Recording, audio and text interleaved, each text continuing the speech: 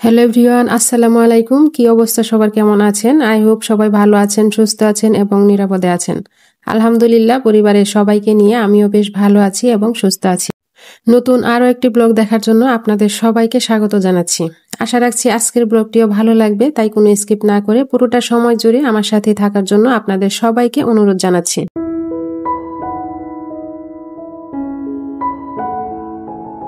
আজকের ব্লগটি আমি একদম দুপুরের একটু আগে থেকে শুরু করে দিয়েছি। তো সকালে কিন্তু অলরেডি আমি নাস্তাটা সেরে নিয়েছি অফিস কিনে।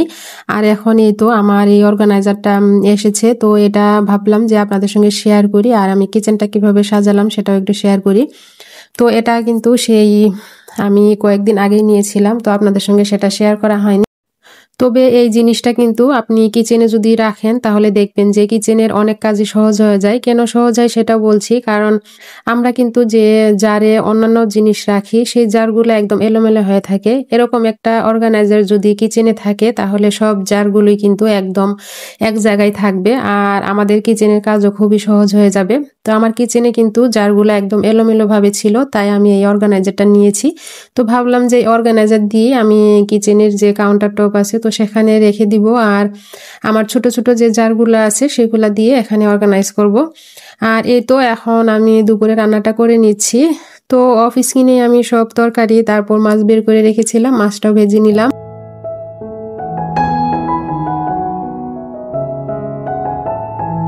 অনেক সময় দেখা যায় যে বাজার থেকে যখন লাউ কিনে নিয়ে আসা হয় সেই লাউটা একদম সেদ্ধ হতে চায় না, আর খেতেও কেমন জানি ভালো লাগে না।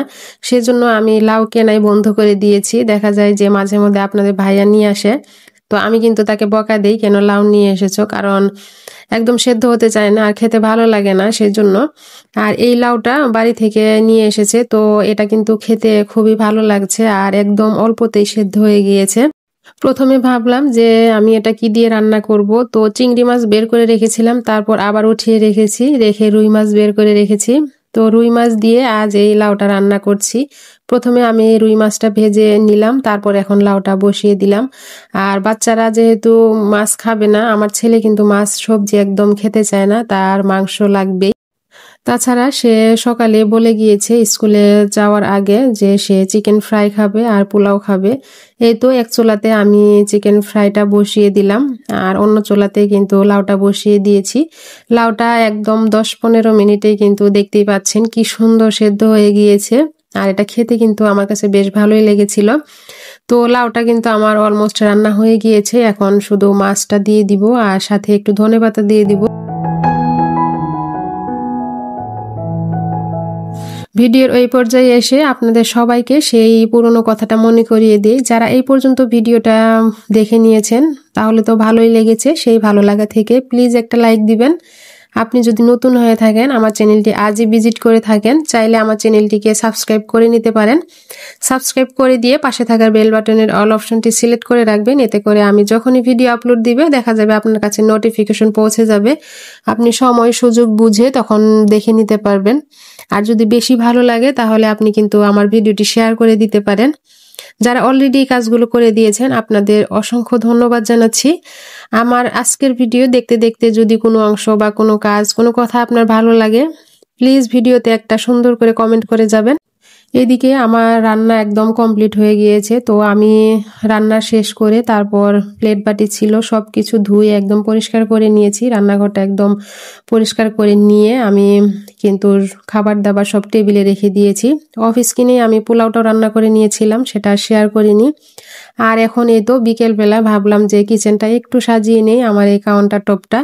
এর আগে তো দেখেছেন যে এখানে আমি একটা ট্রে রেখেছিলাম, ট্রের উপরে যে কিছু জার রেখেছিলাম, তো সেটা জায়গাটা একদম বেশি নিয়ে নিয়েছিল, তাই এখানে অল্প জায়গা যেহেতু, তো সেই চিন্তা থেকেই কিন্তু আমার এই অর্গানাইজারটা নেওয়া, যাতে জায়গাটা একটু কম লাগে।